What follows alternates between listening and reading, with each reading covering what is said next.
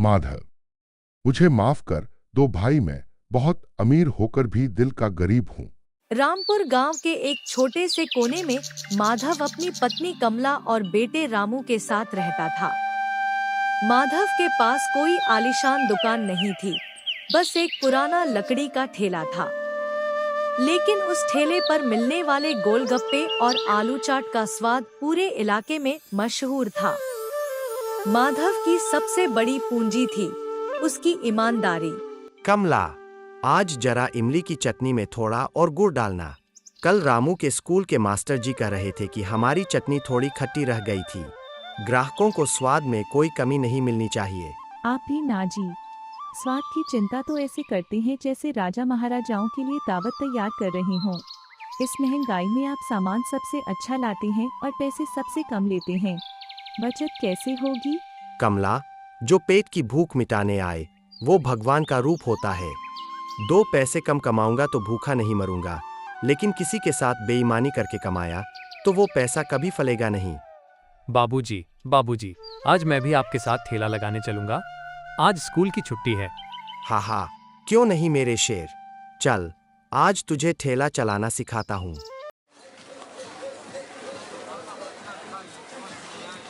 दोपहर होते होते माधव का ठेला बाजार के मुख्य चौराहे पर सज जाता है। साफ सुथरा सफेद कपड़ा, पीतल के चमचमाते बर्तन और खुशबू ऐसी कि राहगीर कदम रोक ले। आइए भाई साहब, तीखे करारे गोलगप्पे एकदम ठंडे पुदीने के पानी के साथ खाइए और गर्मी भगाइए। और छोटे बच्चों के लिए मीठी सोंठ वाले गोलगप्पे भी हैं। लोग हंसते हैं और माधव के ठेले पर भीड़ लग जाती है। माधव सबको प्यार से खिलाता है। कोई गरीब बच्चा पास आकर देखता तो माधव उसे बिना पैसे के ही 2 गोलगप्पे खिला देता। तभी वहां चमचमाती हुई बड़ी गाड़ी आकर रुकती है। गाड़ी से उतरते हैं शहर के सबसे बड़े और कंजूस व्यापारी सेठ करोड़ीमल। आज उनके घर पर एक बड़ी पार्टी थी और वे चाट का ऑर्डर देने के लिए बाजार आए थे।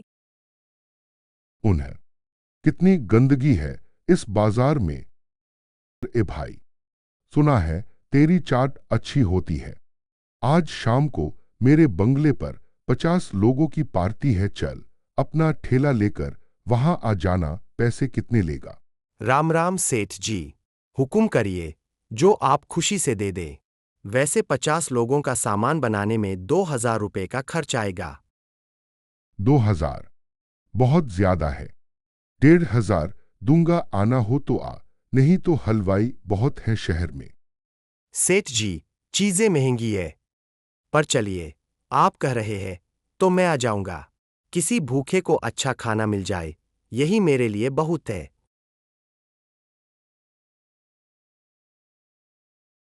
ठीक है, शाम को 6 बजे डॉट पहुंच जाना। देर हुई तो 1 पैसा नहीं दूंगा। शाम को माधव अपने वादे के मुताबिक सेठ जी के आलीशान बंगले पर ठेला लेकर पहुंच जाता है। पार्टी में आए अमीर मेहमान माधव के गोलगप्पे और आलू टिक्की खाकर उंगलियां चाटते रह जाते हैं। हर तरफ माधव की तारीफ हो रही थी, जिससे सेठ करोड़ीमल का सीना गर्व से चौड़ा हो रहा था।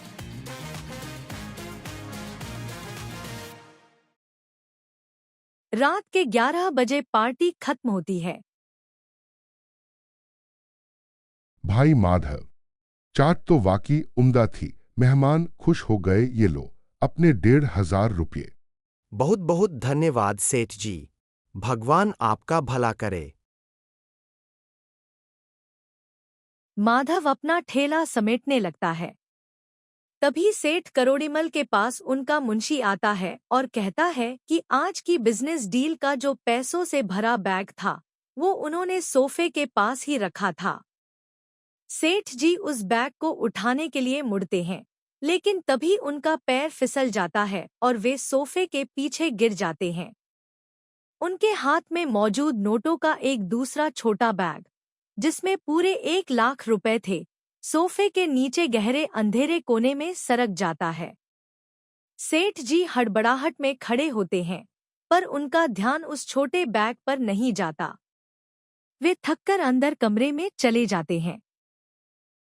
माधव जब अपना आखिरी बर्तन ठेले पर रख रहा था, तभी उसकी नजर सोफे के नीचे पड़ी। वहां एक काला चमड़े का बैग आधा बाहर दिख रहा था। माधव आगे बढ़ा और उसने बैग उठाया।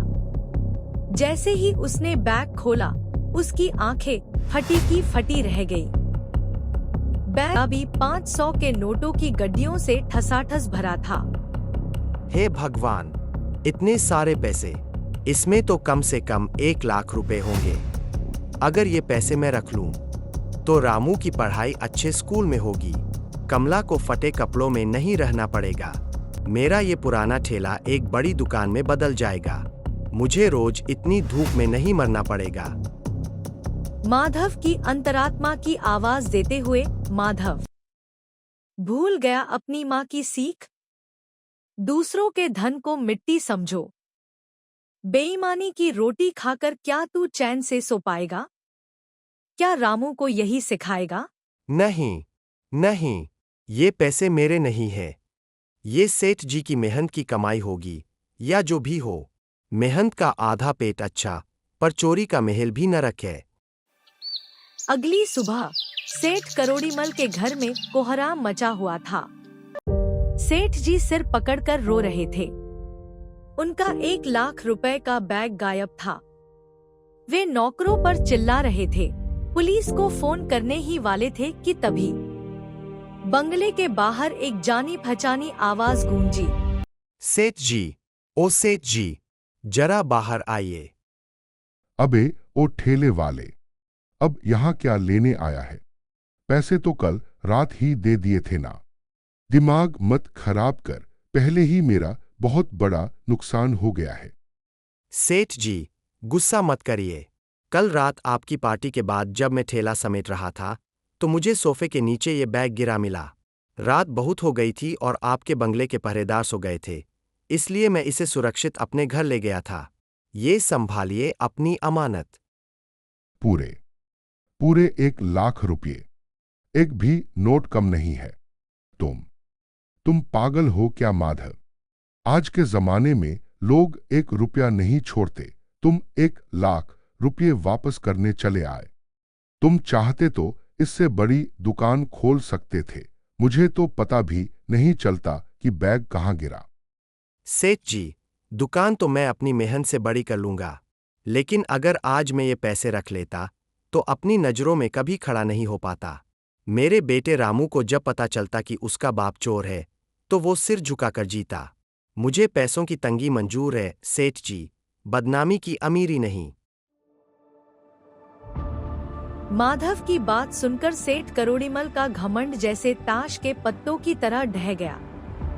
उनकी आंखें भर आईं। जिस गरीब ठेले वाले को वो कल तक तुच्छ समझ रहे थे, आज उसकी ईमानदारी के सामने उनका सारा धन छोटा पड़ गया था।